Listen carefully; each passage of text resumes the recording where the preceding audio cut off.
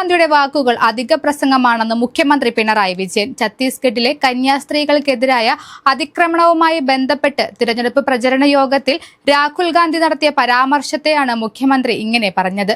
ന്യൂനപക്ഷങ്ങൾ ആക്രമിക്കപ്പെട്ടപ്പോഴും ന്യൂനപക്ഷ വിരുദ്ധ നിയമങ്ങൾ BJP കൊണ്ടുവന്നപ്പോഴും കോൺഗ്രസ് എന്തു ചെയ്തുവെന്നും മുഖ്യമന്ത്രി ചോദിച്ചു. ഫേസ്ബുക്കിൽ പങ്കുവച്ച കുറിപ്പിലൂടെയായിരുന്നു മുഖ്യമന്ത്രിയുടെ പ്രതികരണം. കന്യാസ്ത്രീകളെ അന്യായമായി അറസ്റ്റ് ചെയ്യാൻ BJP സർക്കാരിന് ആയുധമായത് കോൺഗ്രസ് നടപ്പാക്കിയ നിയമങ്ങളാണെന്നും മുഖ്യമന്ത്രി പറഞ്ഞു.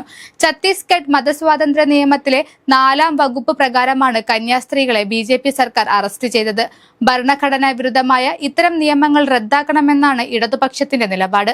2024 ലോക്സഭാ തെരഞ്ഞെടുപ്പിനുള്ള CPM പ്രകടന പത്രികയിൽ ഇക്കാര്യം വ്യക്തമാക്കിയിട്ടുണ്ടെന്നും മുഖ്യമന്ത്രി ഓർമ്മിപ്പിച്ചു. കന്യാസ്ത്രീകൾ അറസ്റ്റ് ചെയ്യപ്പെട്ടപ്പോൾ CPMന്റെ അഖിലേന്ത്യാ നേതാക്കൾ നേരിട്ട് ഇടപെട്ടു. എന്നാൽ കോൺഗ്രസ് നേതൃത്വത്തിന്റെ ഇടപെടലുകൾ ആത്മാർത്ഥമായിട്ടല്ലായിരുന്നു. കേരളത്തിലെ കോൺഗ്രസ് നേതാക്കൾ രംഗത്ത് വന്നപ്പോൾ ഛത്തീസ്ഗഡിലെ നേതാക്കൾ മാറി നിന്നത് കോൺഗ്രസിന്റെ ഇരട്ടത്താപ്പാണെന്നും മുഖ്യമന്ത്രി പിണറായി വിജയൻ പറഞ്ഞു.